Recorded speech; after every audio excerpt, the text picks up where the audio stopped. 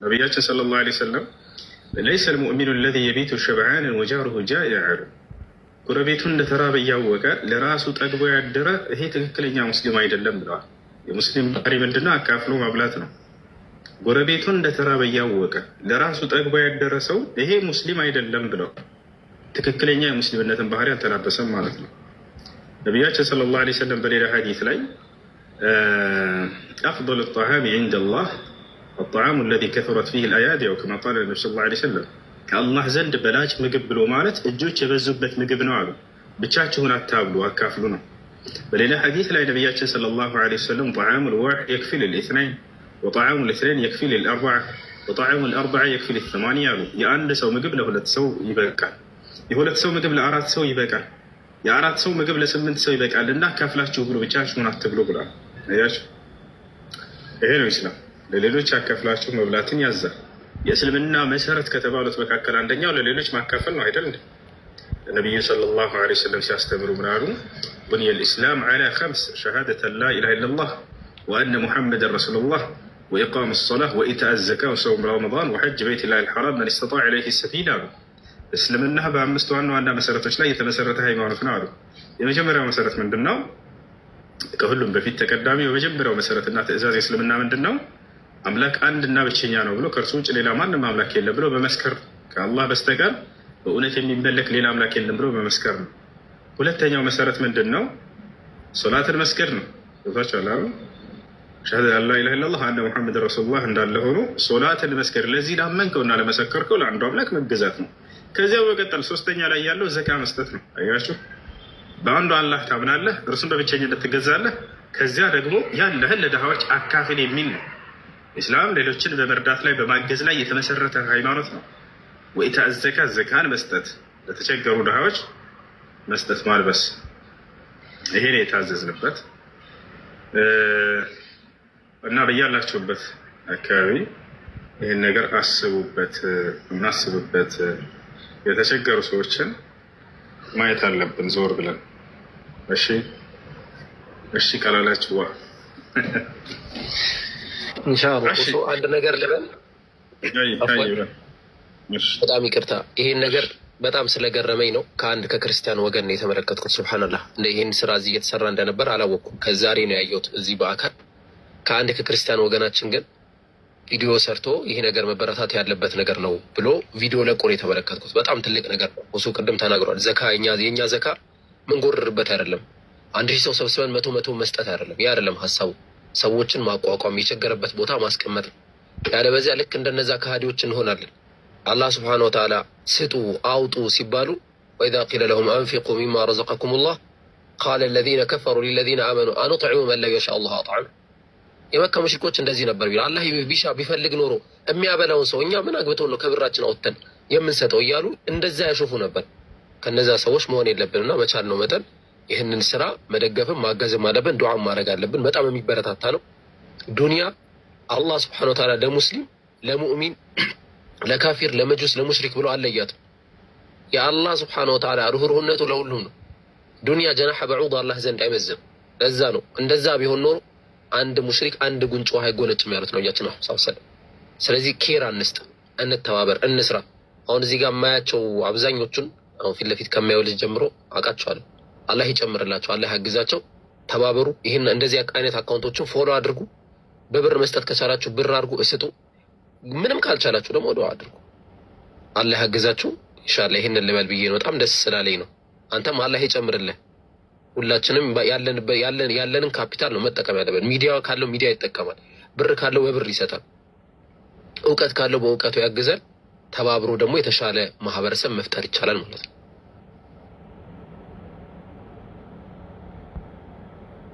እናቶቻቸውን በልጆቻቸው ልብ ውስጥ ቀጣይ ደግሞ እነዚህ ሰዎች እስከ መቼ ድረስ ከሰዎች የሚጠብቁ ይሆናሉ የሚለውን እናስብበትና እያንዳንዳቸውን እናቶች የምናቋቁምበት ነገር መፈጠር አለበት። እያንዳንዳቸውን እናቶች የምናቋቁምበት ነገር መፈጠር አለበት። የተወሰነ ገቢ መጀመሪያ ያሰጣቸውና በዛች እየተንቀሳቀሱ ልጆቻቸውን እንትን የሚሉበት ማለት ነው። ይወታቸዋል። ሁሌ ከሰው እጅ የሚጠብቁበት መንገድ መሆን የለበትም። ምግብ አላቂ ነው። ዛሬ ይበላሉ፣ ነገ ሆዳቸው ባዶ ይሆናል። እንደዛ ከሚሆን የተወሰነች ነገር ቢያንስ ለአንዲት እናት 30 ሺህ ብር፣ 50 ሺህ ብር፣ 40 ሺህ ብር አካባቢ ይደረግላቸውና ይሰጣቸዋል። በዛች የሆነች ነገር ይጀምራሉ።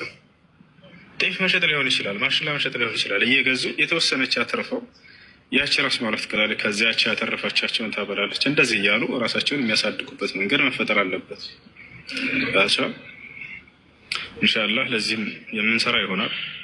አንድ ቪዲዮ እሰራለሁ እንዳውም ኢንሻአላህ ሁላቸውም ማንኛውንም ሰው የትኛውም ዓለም ላይ ያለውን ይሰባሰብና ይሄን ችግር ራሳችን መፍታት አለብን።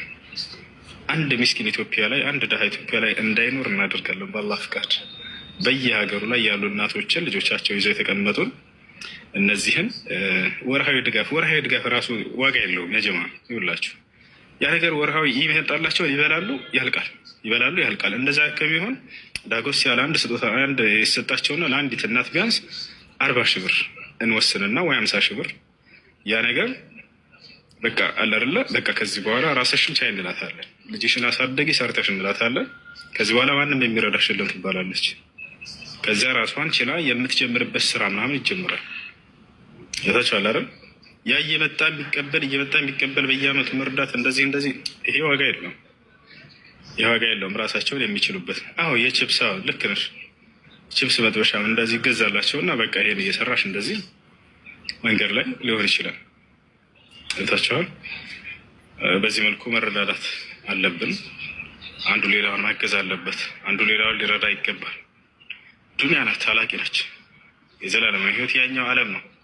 እዚህ ዓለም ላይ ሰው እስካለ ድረስ አንዱ ሌላውን መርዳት ማገዝ አለበት። ሙስሊም ራሱ ጠግቦ ሌላውን እየተራበ ማየት የለበትም። ነቢያችን ሰለላሁ ዐለይሂ ወሰለም እንዳሉት ለይሰ ልሙእሚኑ አለዚ የቢቱ ሸብዓንን ወጃሩሁ ጃኢዕ አሉ። ጎረቤቱ ከጎን ያለው ሰው የተራበ መሆኑን እያወቀ ለራሱ ጠግቦ ያደረ ሙስሊም ይሄ ከትክክለኛ ሙስሊም አይደለም ብለዋል።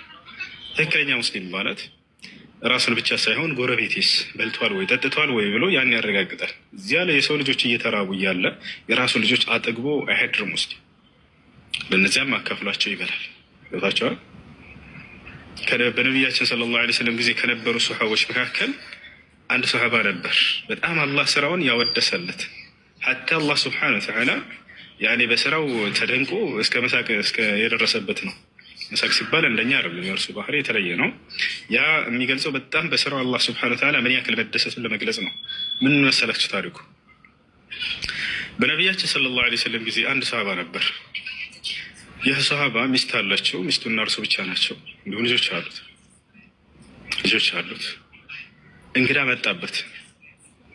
ምግቡ ያለው ቤት ውስጥ ለአንድ ሰው ብቻ የሚመጥን ምግብ ነበረች ቤቱ። በደንብ አስተውሉ። ለአንድ ሰው ብቻ እንግዳውን ማብላት አለበት። ተርቦ መቼም አያሳድረውም። ለማን ነው ያን ነገር ለማን ለማድረግ ወሰኑ? ልጆቹን በጊዜ አስተኛቸዋል። ሰውየው ሱሐባው ማለት ነው። ልጆቹ በጊዜ ተኙ። ያቺ ምግብ ስለ አንድ ሰው ነው የምትበቃው። እነሱ ደግሞ 3 ናቸው። ሚስት አለች፣ ባል አለ፣ እንግዳ አለ። ከዚያ ምን አላት? መብራት ምንም እንዳይበራ አጥፊ፣ ሁሉንም አጠፋፊ አላት። ሚስቱ አጠፋች። ከዚያም እኛ እየበላን እናስመስላለን፣ እጃችን እንልካለን። ከዚያ እሱ እንተውለታለን፣ ይበላል አለ። ተመልከቱ። ከዚያ ምግብ ቀረበ። እነሱ እየበሉ መስሎታል። እርሱ በልቶ ጠገበ ሰውየው። እነርሱ ግን አንዲት አልበሉም ነበር። በዚህ ስራው አላህ ሱብሓነሁ ወተዓላ በጣም ተደነቀ። እዛች አለ አይደል? አላህ በጣም ወደደው ይህን ሱሐባ፣ ኃጢአቱን ማረለት